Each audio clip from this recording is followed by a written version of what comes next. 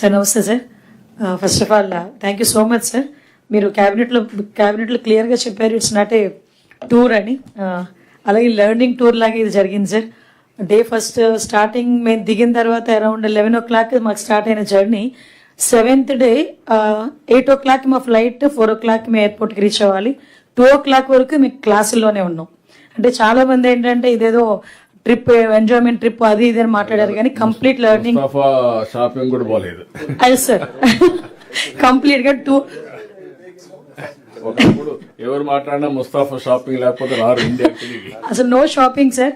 అసలు అంటే first of all మేము చాలా ఎంజాయ్ చేసాం కంపెనీని కానీ, at the same time study టూర్ని కానీ మేము చాలా బాగా ఎంజాయ్ చేసాం. అట్ ద సేమ్ టైం బాగా నేర్చుకున్నాం సార్. ఫస్ట్ ఆఫ్ ఆల్ మీ గైడెన్స్లో ఎస్పెషల్లీ నేను చెప్పదలుచుకుంది ఏంటంటే 1 or 2 points అరౌండ్ 2 minutes తీసుకుంటాను.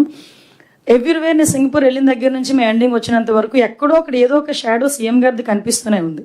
ఎందుకంటే పబ్లిక్లో వాళ్ళు 1960లో వాళ్ళకి ఇండిపెండెన్స్ వచ్చిన తర్వాత 60 yearsలో అసలు ల్యాండ్ ఒక్కటి తప్పించి ఇంకేమీ లేని వాళ్ళ దగ్గర, అది కూడా చాలా తక్కువ ల్యాండ్, రిసోర్సెస్ లేవు, ఫారెస్ట్ లేదు, వాటర్ లేదు, ఏమీ లేదు. అంటే అన్నీ క్రియేట్ చేసుకొని బికాస్ ఆఫ్ పబ్లిక్ పార్టిసిపేషన్ ఏదైతే ఉందో దాంతోపాటు పబ్లిక్ ట్రస్ట్ అనేది వాళ్ళు క్రియేట్ చేసుకొని ఐ వీ కో అని ఒక 3 నినాదాలతో వాళ్ళు వెళ్ళే పరిస్థితి. కానీ ఎవ్రీథింగ్ టు ఎవ్రీథింగ్. ఎస్పెషల్లీ నాకు సార్ వాళ్ళు సింగపూర్లో మేము జర్నీ చేసినంతసేపు కూడా 1996లో సార్ ఏదైతే జన్మభూమి కార్యక్రమం ప్రవేశపెట్టారో అట్ దట్ టైం సార్ 1996లోనే పబ్లిక్ పార్టిసిపేషన్ అన్నది ఇన్నోవేషన్స్లో కానీ, అదేవిధంగా ఇంప్లిమెంటేషన్స్లో కానీ, డెవలప్మెంట్లో కానీ పబ్లిక్ పార్టిసిపేషన్ ఎంత తీసుకొచ్చారో మనందరికీ తెలుసు. దాన్ని అగైన్ 2015లో మళ్ళీ జన్మభూమి మా ఊరు కార్యక్రమాన్ని ఏర్పాటు చేసుకొని అగైన్ దాన్ని మళ్ళీ అక్కడ మంచి తీసుకొచ్చి పబ్లిక్ పార్టిసిపేషన్ తీసుకురావడం. ఇందులోని నేను అబ్జర్వ్ చేసింది ఏంటంటే పబ్లిక్ పార్టిసిపేషన్తో పాటు వాళ్ళు పబ్లిక్ ట్రస్ట్ అన్నది వాళ్ళు ఎక్కువగా క్రియేట్ చేయగలిగారు. అందువలన వాళ్ళు మేజర్ వేలో వాళ్ళు సక్సెస్ అవ్వగలిగారు అన్నది మాకు కొంత అవగాహన ఏర్పడింది. ఈ పబ్లిక్ ట్రస్ట్ కూడా వాళ్ళు ఎలా క్రియేట్ చేశారంటే వాళ్ళు డిఫరెంట్ టైప్ ఆఫ్ కమ్యూనిటీస్ అక్కడ వాళ్ళ దగ్గర ఉండటం, ఆ కమ్యూనిటీస్ అందరినీ కూడా ఒక దగ్గర చేర్చి, ఇందాక మన సత్యకుమార్ గారు చెప్పారు, ఒక దగ్గర చేర్చి అక్కడే వాళ్ళు రీక్రియేషన్స్ కానీ, వాళ్ళకి ఏ డెవలపింగ్ యాక్టివిటీస్ గురించి చెప్పడం కానీ, కమ్యూనిటీస్ ఎంగేజ్మెంట్ చాలా ఎక్కువగా.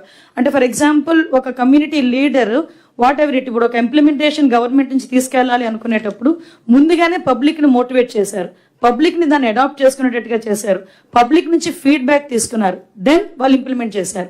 సో ఆటోమేటిక్గా ఆ సక్సెస్ అనేది సాధించారు. మా డిపార్ట్మెంట్ వైజ్గా చూసుకుంటే ఒక బ్యూటిఫుల్ థింగ్ మనందరం కూడా ఇంతకు ముందు తెలుసు, మనకి ఎన్సీసీలు ఎన్ఎస్ఎస్లు ఎంత బలంగా పనిచేసేవో మనకు తెలుసు. వీళ్ళ దగ్గర కూడా +2 అయిన తర్వాత డిసిప్లిన్ అనేది మెయిన్ కావాలి. కాబట్టి ఆ డిసిప్లిన్ క్రియేట్ చేయడానికి +2 అయిన తర్వాత కంపల్సరీగా ఒక 2 years వాళ్ళు డిఫెన్స్ కోచింగ్ తీసుకోవాలి. అలాంటిది ఇప్పుడు దయచేసి ఇక్కడ కలెక్టర్స్, అదేవిధంగా హెచ్ఓడీస్ అందరూ, అన్ని డిపార్ట్మెంట్స్ హెచ్ఓడీస్ కూడా ఉన్నారు. దాన్ని ఏ రకంగా మనం ఇంప్లిమెంట్ చేయగలము అది కూడా ఒక సర్టిఫికేట్ కోర్సు లాగా గౌరవ మన మంత్రి గారు నారా లోకేష్ గారు కూడా నిన్నే చెప్పినప్పుడు కూడా మాట్లాడారు సార్ కూడా, ఎన్సీఎస్ని ఎలా ఇంప్లిమెంట్ చేయాలి, మళ్ళీ తిరిగి ఎలా ఇంప్లిమెంట్ చేయాలి, దాని మీద కూడా ఒక కార్యాచరణ పెట్టుకుంటే ఒక మంచి, అంటే ఒక డిసిప్లిన్ జనరేషన్ని మనం ఇవ్వగలం అన్నది నా opinion. At the same time ఎందుకంటే అక్కడ క్రైమ్ రేట్, అంటే ఒక పోలీసింగ్ నుంచి అక్కడ ఒక చాలా బ్యూటిఫుల్ వర్డ్ మేమందరం కూడా నవ్వుకున్నాం. ఎంతమంది పోలీసులు అని అడిగితే ఆ రోజు సత్యకుమార్ గారు అన్నారు కూడా, వాళ్ళు నవ్వుతున్నారు అనమాట, ఎంతమంది పోలీస్ అంటే. నువ్వు ఈ క్వశ్చన్ అడుగుతామని తెలియక వాళ్ళు ప్రిపేర్ అయినట్టు లేరు అన్నారు మన రెవెన్యూ మినిస్టర్ గారు. బట్ వాళ్ళు ఏం చెప్పారంటే అరౌండ్ 20,000 పోలీస్ ఉంటారు, బట్ పోలీసింగ్ మాత్రం 20 lakhs పీపుల్ చేస్తారు అన్నారు. అంటే ఫ్రమ్ పోలీస్ టు పోలీసింగ్, అంటే పబ్లిక్ని కూడా వాళ్ళు పోలీసింగ్ సిస్టంలోకి ఎలా తీసుకొచ్చారు, ఎలా మోటివేట్ చేశారన్న దానికి వాళ్ళకి ఎగ్జాంపుల్గా ఒక వర్డ్ చెప్పారు. సో వాళ్ళకి కూడా ఏంటంటే ఒక గూగుల్ లింక్ ద్వారా ఎక్కడైనా ఏదైనా జరిగితే మనకి 100కి కానీ 112 కానీ మనకేమైనా జరిగితే మనం వాళ్ళకి కాల్ చేసేది. కానీ పబ్లిక్లో ఎక్కడ ఏదైనా ఒక చిన్న తప్పు జరిగితే వాళ్ళు ఇమీడియట్గా నియర్ బై పోలీస్ స్టేషన్కి ఇన్ఫార్మ్ చేసే పద్ధతి, అది కూడా ఏంటంటే కొంచెం వాళ్ళ తాలూకా ఇన్ఫర్మేషన్ కూడా కొంచెం కాన్ఫిడెన్షియల్గా ఉంచడం. నాకు ఇంకొకటి ఏంటంటే బాగా నేను ఇన్స్పైర్ అయింది లీగల్ సిస్టమ్. అంటే మన దగ్గర అప్పీలింగ్ అథారిటీ చాలా ఈజీగా ఉంటుంది, కానీ వాళ్ళ దగ్గర అప్పీలింగ్ అథారిటీకి వెళ్ళేటప్పుడు కంపల్సరీగా న్యూ ఎవిడెన్స్ని వాళ్ళు క్రియేట్ చేయగలిగితేనే అప్పీలింగ్ అన్నది ఉంటుంది, అదర్వైజ్ నో అప్పీల్. సో అది కనుక జరిగితే అలాంటిది ఏదైనా మనం ఏదైనా సెంట్రల్ గవర్నమెంట్కి కూడా మీ అందరి సహాయ సహకారాలతో ఒక నోట్ ప్రిపేర్ చేసుకుని మనం కనుక ముందుకు వెళ్ళగలిగితే చాలా కోర్టు కేసెస్ని మనం తొందరగా చేసుకోవచ్చు. అట్ ద సేమ్ టైం పబ్లిక్కి కూడా ట్రస్ట్ వస్తుందని ఒక నమ్మకం అయితే ఉంది.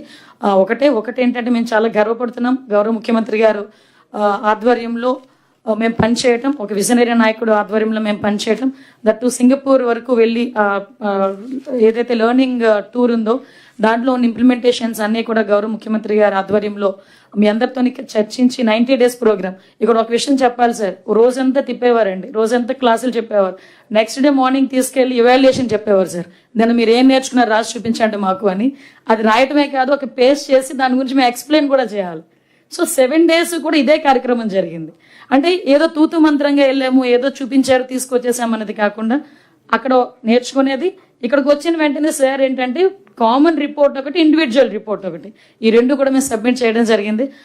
Sir thank you so much sir for this opportunity. మేము మీ విజన్కి అనుగుణంగా పనిచేయడానికి ప్రయత్నం చేస్తాం సార్. Thank you sir.